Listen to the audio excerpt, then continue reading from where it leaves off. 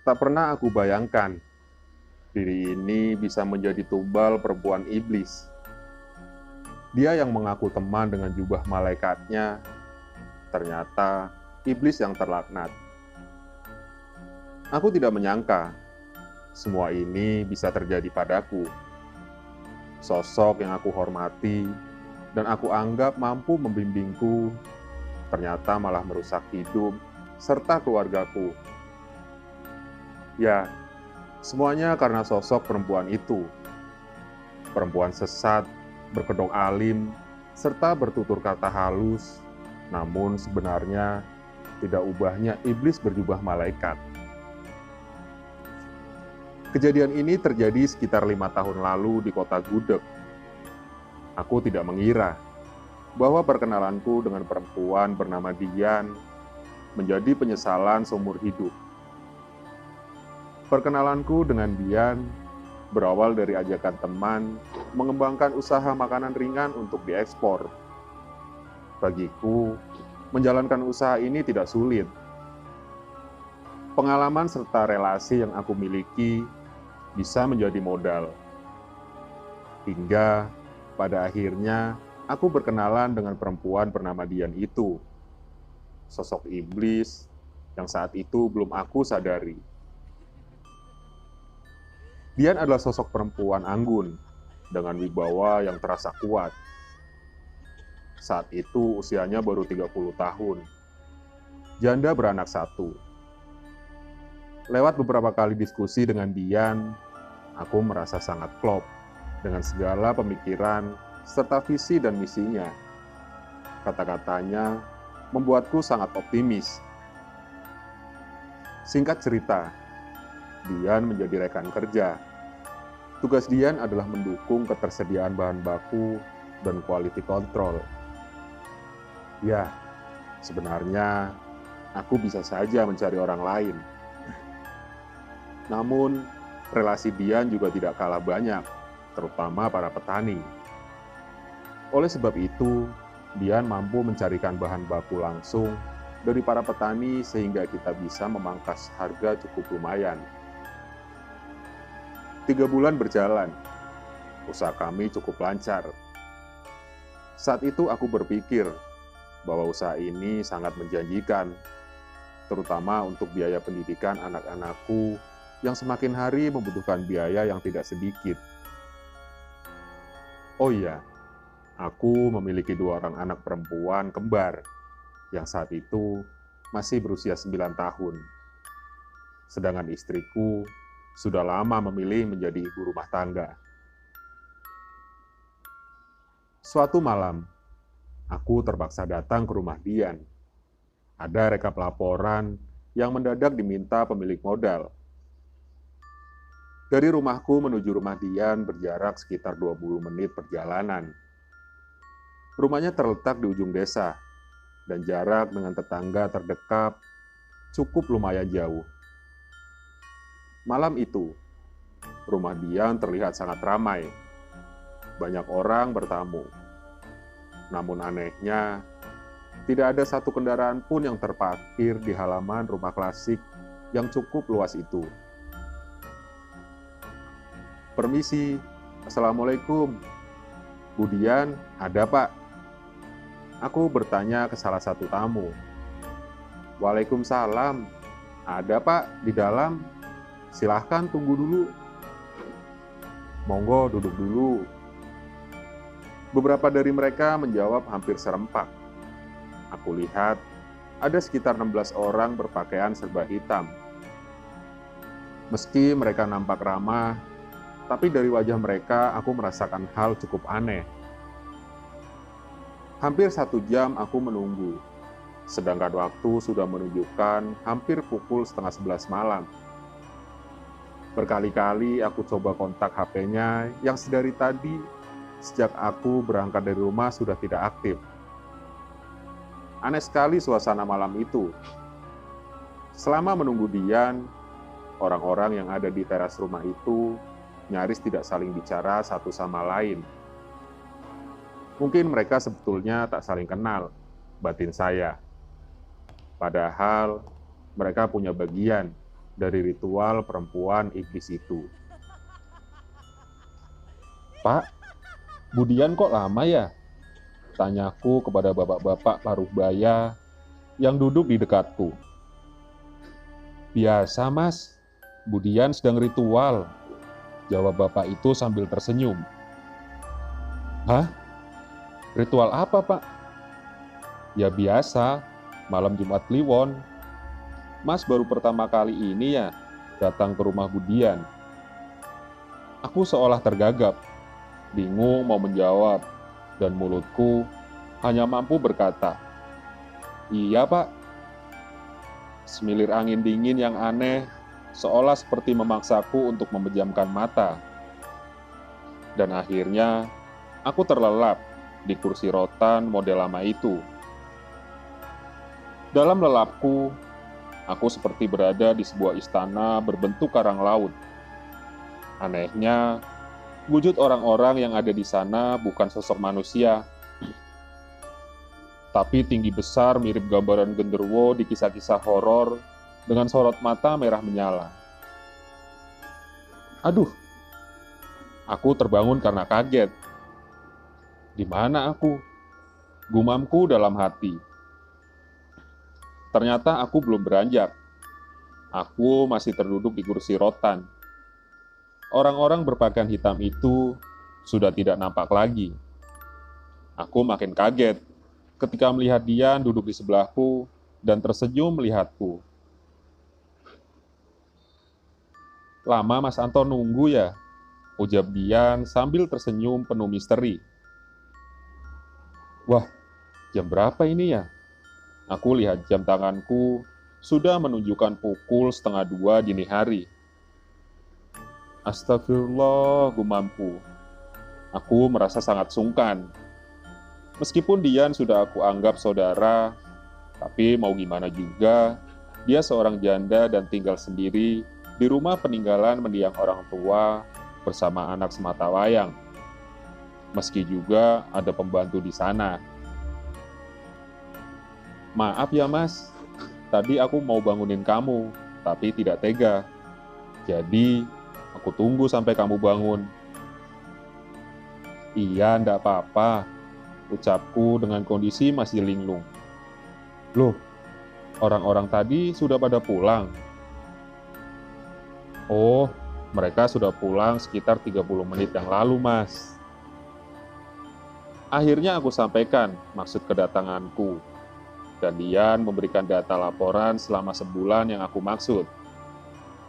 Setelah itu, aku buru-buru pulang. Aku melihat banyak notifikasi panggilan dan pesan dari istriku. Hari berganti hari, aku lalui dengan rutinitas pekerjaan dan melupakan kejadian malam itu. Kejadian yang baru aku sadari belakangan sebagai sebuah bagian dari ritual perempuan iblis itu. Suatu ketika, aku mendapat kabar bahwa Dian adalah sosok paranormal yang cukup disegani di desanya. Dia sering memberi nasihat dan arahan yang menurutku sangat agamis. Saat itu, aku semakin yakin bahwa Dian ini benar-benar manusia religius, bukan perempuan iblis seperti yang aku sadari kelak. Suatu sore, Dian berkata bahwa tubuhku penuh dengan sosok jin jahat dan harus dibersihkan agar hidupku lebih tenang dan fokus menjemput rezeki. Dan itulah awal prahara di keluarga kami. Sejak meminum segelas air putih yang diberikan perempuan iblis itu, aku menjadi lebih peka akan hal-hal yang tak kasat mata. Bahkan, aku sering melihat sosok-sosok tua berserban putih. Beberapa kali aku tanyakan pada Dian.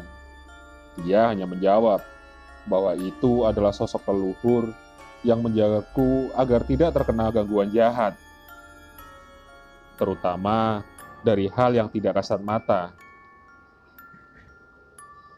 Ucapan Dian itu seolah menjadi sugesti dan membuatku semakin percaya diri dan yakin bahwa aku bisa membuat keluarga kecilku bahagia.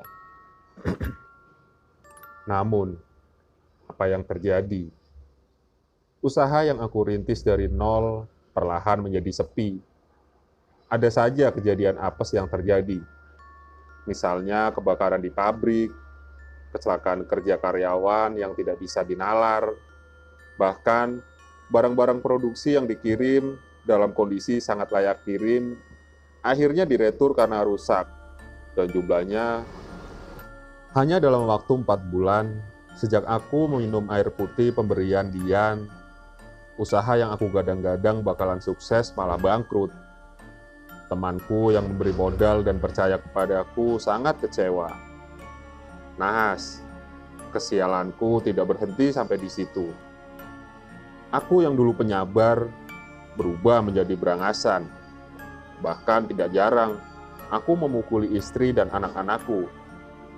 Ketika aku tersadar, aku hanya berpikir, "Yah, mungkin aku depresi." Ambruknya ekonomi dan sifatku yang berubah membuat istriku jengah. Dia pulang ke rumah orang tuanya dan memilih pisah ranjang denganku.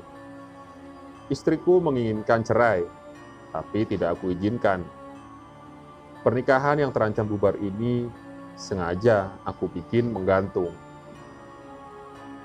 Rumah yang masih aku cicil, akhirnya aku perkredit, dan aku memilih kos bulanan yang murah. Untuk memenuhi kebutuhan hidup, aku mencoba bertahan hidup dengan menjadi driver ojek online, karena hanya tinggal sepeda motor yang aku punya. Semua barang-barang yang ada, seperti mobil, akhirnya juga harus ditarik leasing, karena aku tidak mampu membayar cicilan. Saat itu, di tengah keterpurukanku, aku masih terus menjalin kontak dengan Dian. Bahkan Dian selalu menasehati agar aku untuk sabar serta tawakal menghadapi ujian hidup, dan jangan lupa untuk selalu berdoa. Kondisi ekonomiku dan dengan Dian boleh dibilang bagaikan bumi dan langit. Aku hancur perlahan, sedangkan Dian seolah rezekinya tidak ada habisnya. Bahkan waktu itu, dia sampai mampu membeli mobil keluaran Eropa seri terbaru. Entah dari mana uangnya berasal, karena modal yang dia tanamkan di usahaku juga sudah ludes. Di rumah, Dian hanya berjualan baju secara online. Saat itu, aku hanya menduga, mungkin usahanya sebagai paranormal agamis memang sedang bagus. Tamu yang ingin ketemu Dian tak pernah habis. Pernah suatu ketika aku tanya, dari mana Dian mendapatkan kekuatannya. Awalnya Dian tidak mau bercerita. Namun suatu ketika dia mau terbuka. Dulu, Dian pernah sangat stres akibat perceraian. Bahkan saat itu Dian pernah mencoba bunuh diri. Hingga suatu malam, sosok berserban datang dan memberikan wejangan serta kekuatan. Sosok berserban itu, kata Dian, adalah salah satu leluhur yang membantunya mengentaskan diri dari segala keputusasaan. Aku hanya bisa mendengarkan, tapi rasa aneh itu sudah mulai terasa. Tidak terasa, hampir 3 tahun kesepian ini berjalan. Mencari nafkah dengan menjadi driver ojek online ternyata berat dan tidak gampang.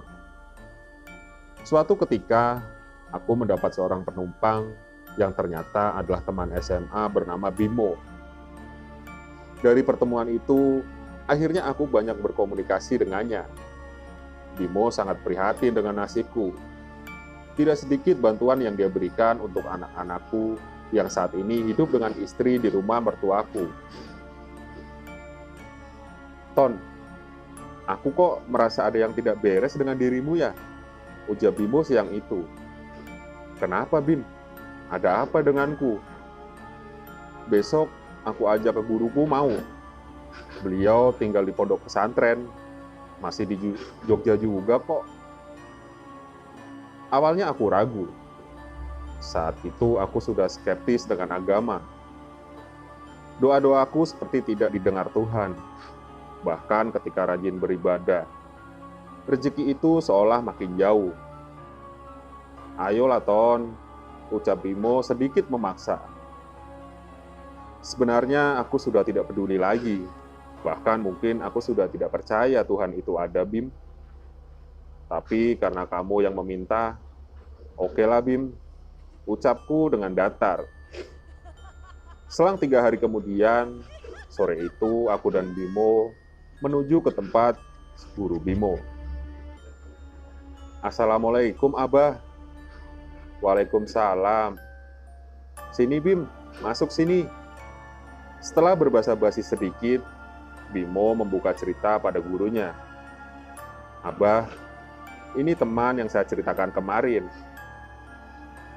Pak Kiai hanya tersenyum, kemudian bertanya dengan suara pelan.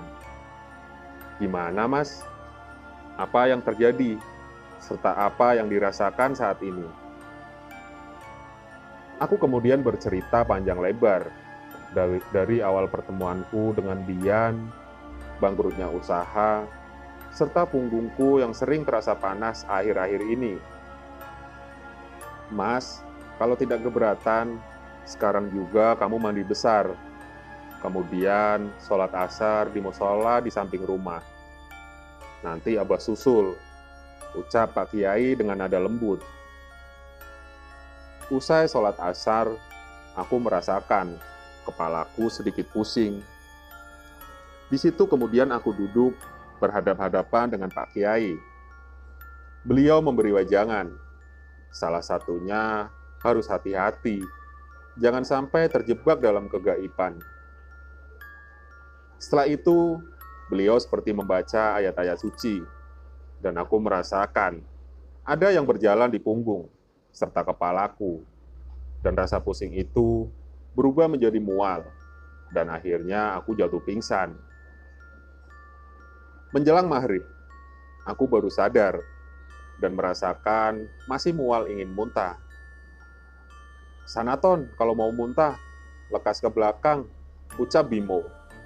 Iya Bim, segera aku mengeluarkan semua isi perutku. Setelah itu, aku merasakan kepalaku agak ringan dan badanku terasa lebih nyaman. Sudah enak mas? Tanya Pak Kiai. Lumayan bah, jawabku. Ya sudah, nanti usai sholat maghrib, segera pulang dan istirahat. Jangan lupa untuk menjalankan kewajiban serta menjauhi segala larangannya. Jangan pernah membaca doa-doa yang aneh-aneh ya mas, apalagi yang berhubungan dengan kekuatan gaib, ucap Pak Kiai. Sebenarnya, apa yang terjadi, Bah? Sudah, tidak apa-apa. Tidak ada sesuatu yang terlambat, ucap Pak Kiai diiringi senyum yang begitu teduh. Akhirnya, usai sholat maghrib, aku berpamitan dan tidak lupa mengucapkan terima kasih pada Pak Kiai. Bim, sebenarnya apa yang terjadi? Tanyaku pada Bimo dalam perjalananku pulang. Ton, kalau yang aku rasakan dan ada sedikit cerita dari Pak Kiai, hokimu itu seperti diambil seseorang. Jawaban Bimo membuatku kaget. Ibaratnya, kalau aku bilang, kamu itu kayak ditumbalkan gitu loh. Lanjut Bimo. Bimo akhirnya bercerita. Setelah aku paksa, dan pada akhirnya aku paham. Semua ini adalah ulah Dian. Sosok yang nampak religius itu ternyata perempuan iblis yang begitu tega menjadikan temannya sebagai tumbal. Dian dengan sengaja mengambil rezekiku demi nafsunya. Aku yakin, hasil karya perempuan iblis ini tidak hanya menimpa diriku saja. Sosok yang dia anggap luhur tidak lain adalah sosok Raja Genderuwo, yang bisa jadi Dian sudah melakukan kontrak gaib dengannya. Sosok itu menyedot semua hoki orang lain dan memindahkannya pada Dian. Bahkan Raja Genderuwo itu juga menyerap aura positif yang ada di pikiranku dan membuatku jadi sosok negatif, seperti mudah marah, mudah tersinggung, bahkan tidak segan aku memukuli istri serta kedua anakku. Hal-hal itulah yang menjadi makanan sosok genderuwo itu. Semakin aku tidak bisa menahan pikiran negatif, sosok genderuwo itu menjadi semakin kuat. Belakangan juga aku tahu bahwa sosok berpakaian serba hitam yang pernah aku jumpai itu tidak lain adalah anak buah Raja Genderuwo yang turut serta mengantar pimpinannya ke rumah Dian. Aku benar-benar heran, bagaimana mungkin di era yang sudah canggih ini hal-hal seperti ini masih ada, bahkan dibalut dengan bungkus religi. Kini, setahun berlalu sejak aku disembuhkan oleh Pak Kiai, Guru Bimo. Berkat Bimo juga, akhirnya aku mendapatkan pekerjaan yang lebih baik dari sisi pendapatan. Didampingi Bimo pula, aku bisa berkomunikasi dengan istri dan anak-anakku. Kami sudah satu atap lagi, meski semua harus aku mulai dari nol. Sejak aku mengganti nomor HP, sudah hampir 2 tahun, aku tidak mendengar kabar Dian. Namun pernah suatu hari, aku sengaja lewat depan rumahnya. Di sana terpampang tulisan dari sebuah layanan jasa properti bahwa rumah tersebut dijual. Sampai sekarang aku masih heran dengan pengalaman nyata ini. Mohon maaf jika aku tidak bisa menceritakan lebih detail. Aku juga tidak sedang menyudutkan pihak-pihak tertentu. Kisah ini aku ceritakan harapannya agar semua pembaca paham bahwa segala sesuatu nampaknya bagus, belum tentu seperti apa yang ada dalam pikiran kita. Aku masih ingat dengan jelas perkataan Pak Kiai, bahwa di akhir zaman, segala sesuatu yang hitam bisa dibolak-balikan menjadi seolah putih. Seperti janji iblis yang teramat dahsyat. Mereka tidak akan berhenti menggoda dan menjerumuskan manusia.